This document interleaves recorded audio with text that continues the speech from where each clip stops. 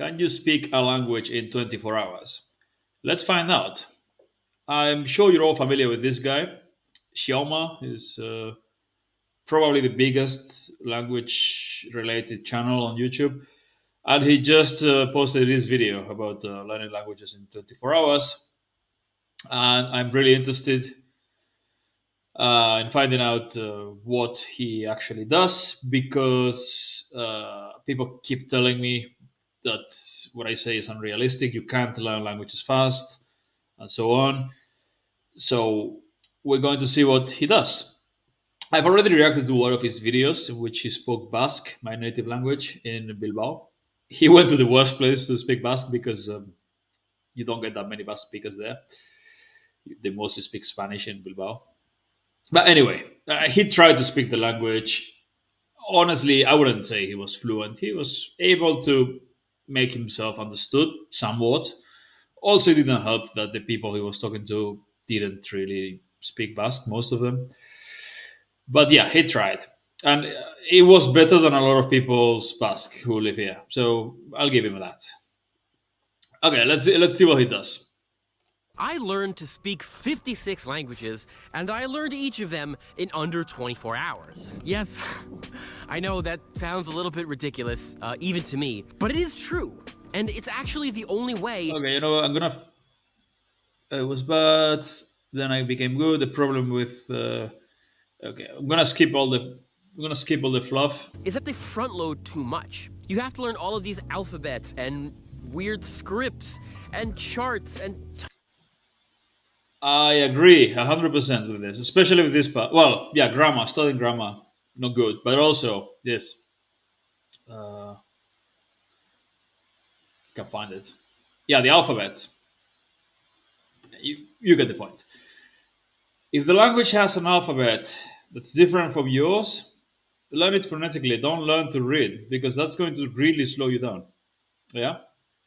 Of course, he's not learning to uh, read and write in Arabic if he's trying to become conversational as fast as possible. That would be a massive waste of time. You learn to read and write in the language. This is Greek, I think. Yeah.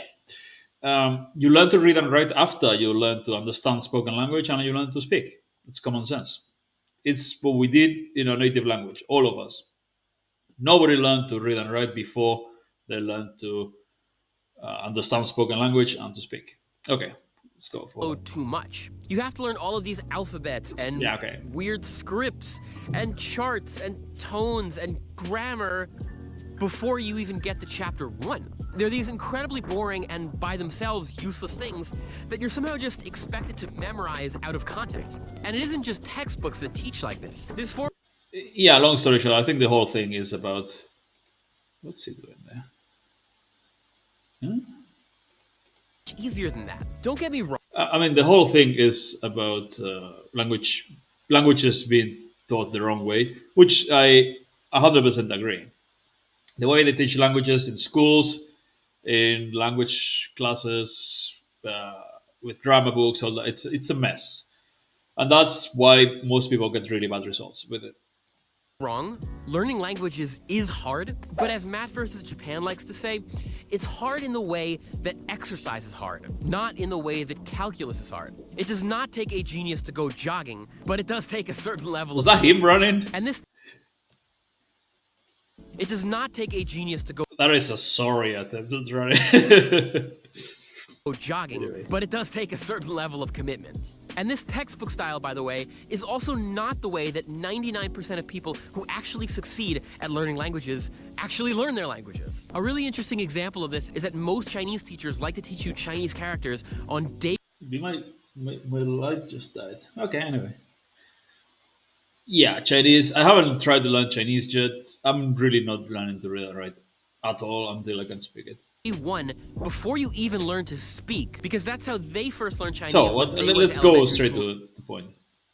So my system has 2 parts, and part 1 is speaking practice. The key to my rapid language learning is spending 1 hour per day speaking with online tutors or friends. Let's go back. And apply the characters. So my system has 2 parts, and part 1 is speaking practice. The key to my rapid language learning is spending 1 hour per day speaking with online tutors or friends.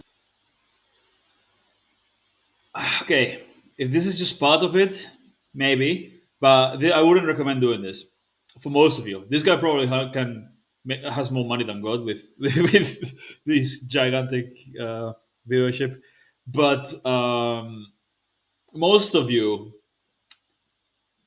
I know exactly. I mean, no offense, but I'm sure a lot of you are doing really well financially. But hiring a tutor one on one every day, it's not something that most people can do. I can do it, so obviously he can as well. A lot of you, especially in certain countries, you can't do this. And I'm going to tell you why this is not the best idea anyway, even if you can do it.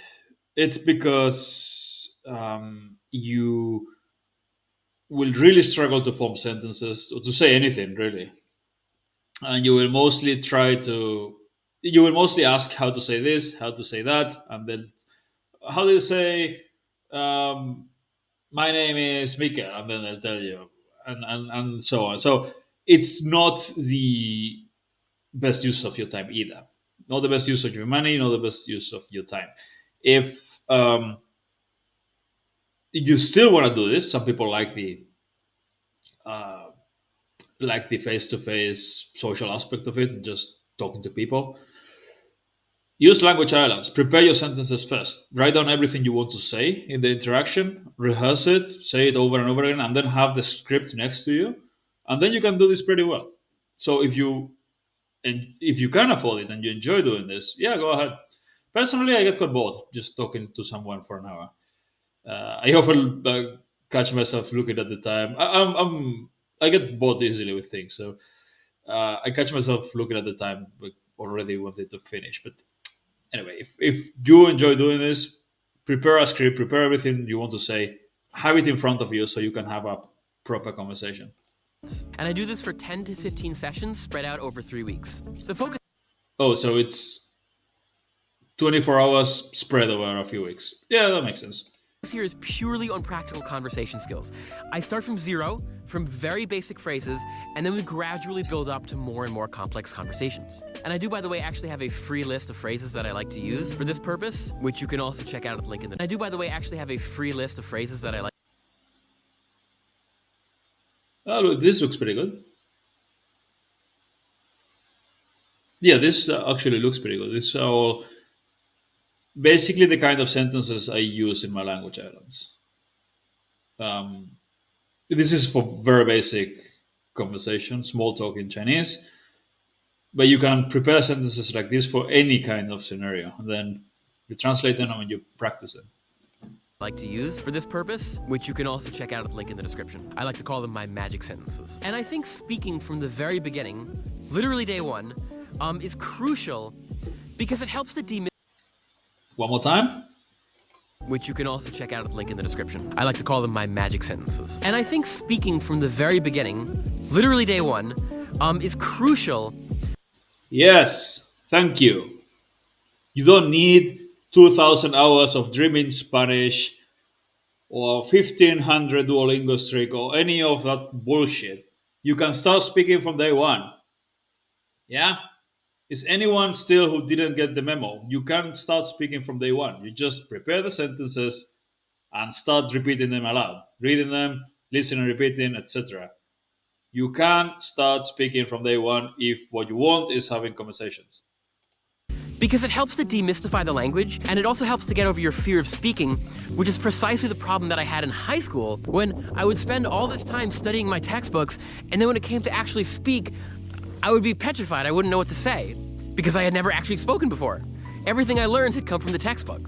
Plus, the direct interaction with native speakers helps me internalize the flow of the language very quickly. An analogy that I often use is that trying to learn to speak a language by reading a textbook is like trying to learn to ride a bike by reading a textbook. You know, you're just studying the physics of how your feet move and the rotations at this number of RPM create this movement. So all I have to do is turn left into the torque, and like, we've all been brainwashed by school into thinking that's how it works, but it's not. And in theory, maybe it is possible to learn how to ride a bike by reading a physics textbook, but practically speaking, you do need to understand the rhythm of bike riding.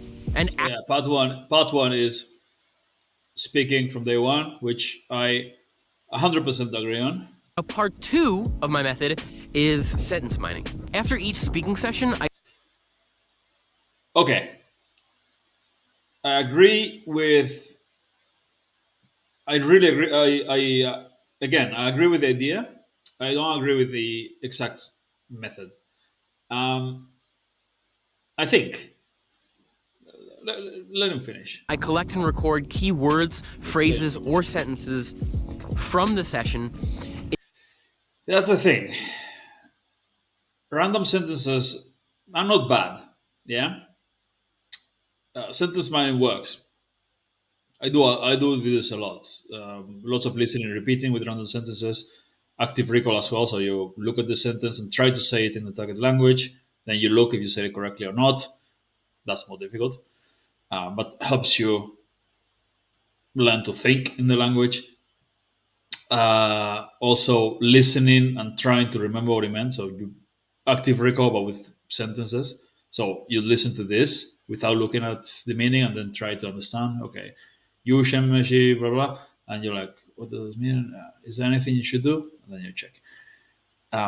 Sentence mining. I do it a lot with Glossica, but sentence mining with random sentences, it is useful, but it's nowhere near as useful as sentence mining with language islands, with your own sentences that you prepared yourself, your own words translated into the language that you're trying to learn, um, for every specific scenario that you think you will have, because that will be a lot more applicable to real life conversation, and each one of those sentences will be useful at some point.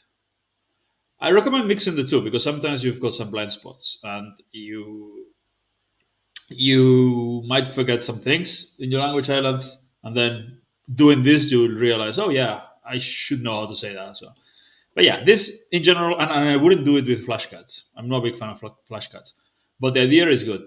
Into Anki, a free flashcard program to gradually memorize what I just learned in the speaking session over the next few weeks. By the way, always I wouldn't do it with flashcards simply because I don't think it's the optimum. It's not the best way to do it. What I would do is a bilingual text, two columns, one in English, one in the language you're learning.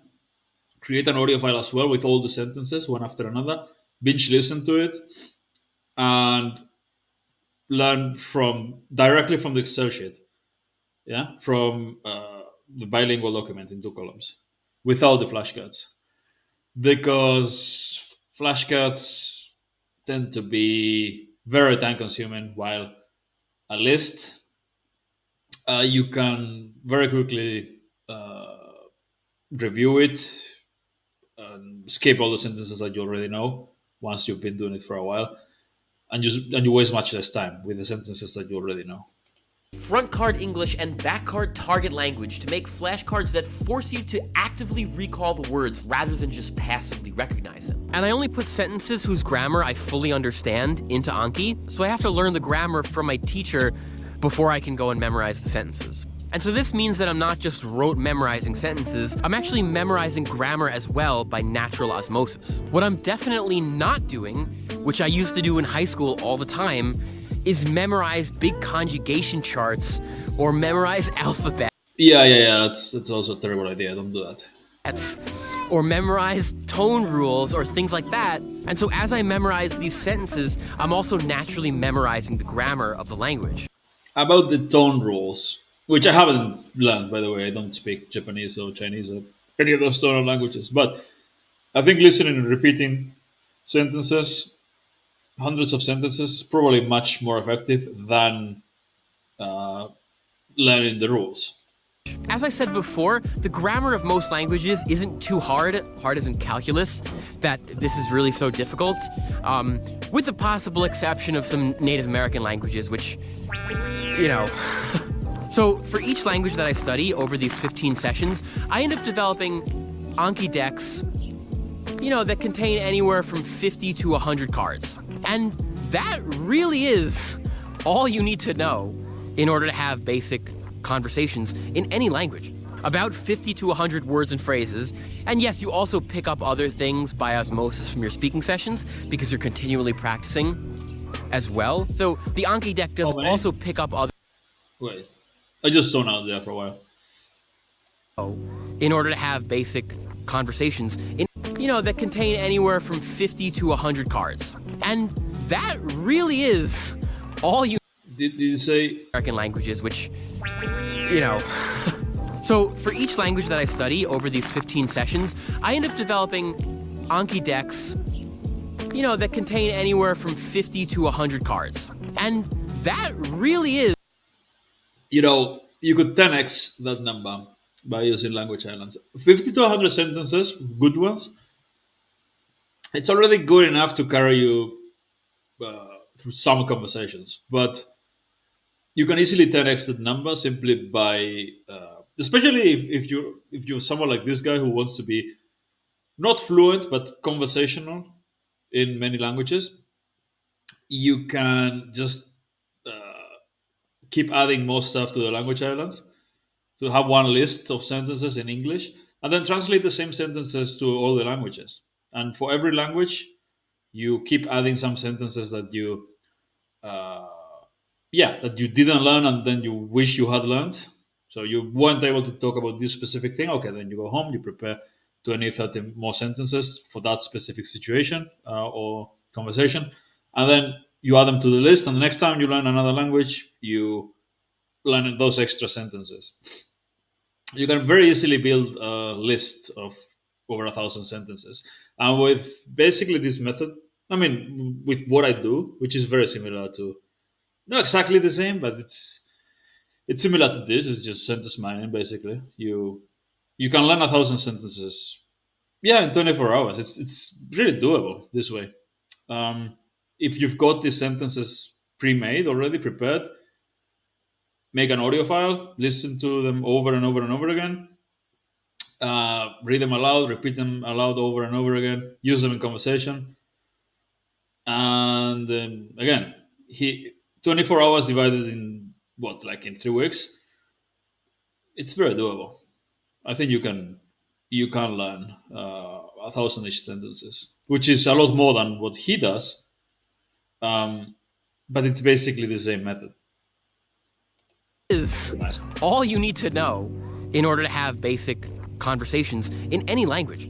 About 50 to 100 words and phrases. And yes, you also pick up other things by osmosis from your speaking sessions because you're continually practicing as well. So the Anki deck doesn't form the entire basis of what you learn, but it forms much of the key grammar and vocabulary that you'll need to actually have conversations in your language. And the phrases in the Anki deck are all things that are natural and immediately useful to me. And I'm typically not learning stuff that I don't think I'll need to use. A lot of textbooks will start you out by focusing on color and direction Also words. true, yeah. I find personally I never use those. So why would I learn those at the beginning as the first things that I ever learn? And again, I don't learn the alphabet or the script in the very beginning either. I actually write everything into Anki. So I think this is basically what he. Yeah, this is the whole thing. So overall, I think this advice is quite good. In fact, much better than most of the. If you want to get conversational, this is much better than most of the advice you'll find online, especially the do a million hours of input type of nonsense. If you want to speak the language, work on your speaking. Yeah, do listening as well. Though, if you obviously this is an extreme case, right? This guy wants to um, become conversational as fast as possible, travel to the place, make some videos, trying to speak the language, and that's it. But if you want to become fluent in a language, this works. You just have to do it for longer and with more sentences. So this is basically language islands, but uh, like a more less developed version of it. So write a longer list, around 1,000 sentences, of basically take notes on what you do, what you talk about, where you go, and prepare sentences for everything. Translate everything, make audio files, binge listen to it, Repeat it aloud over and over again. Read it aloud. Use active recall. Make flashcards if you want. It's not my thing, but make them if you want. And the last thing would be to do a lot of listening. And instead of 24 hours, not 24 hours maybe, but if you do an hour a day or two, in 2 3 months, you can speak about any subject and you can understand basically everything in the language. And that's it. It's not that complicated. So this guy, Xiaoma, what he does is just get good enough at small talk very quickly and then move on to the next language. But the same principles apply to become fluent. You just have to do it for longer, a few weeks or a few months at most, if you do it effectively. And that's it. So yeah, he earns a like, pretty good. I like his videos as well. I've watched some others, and it's pretty cool. I like the travel stuff. I should make this kind of videos. I might do it actually in my next trip.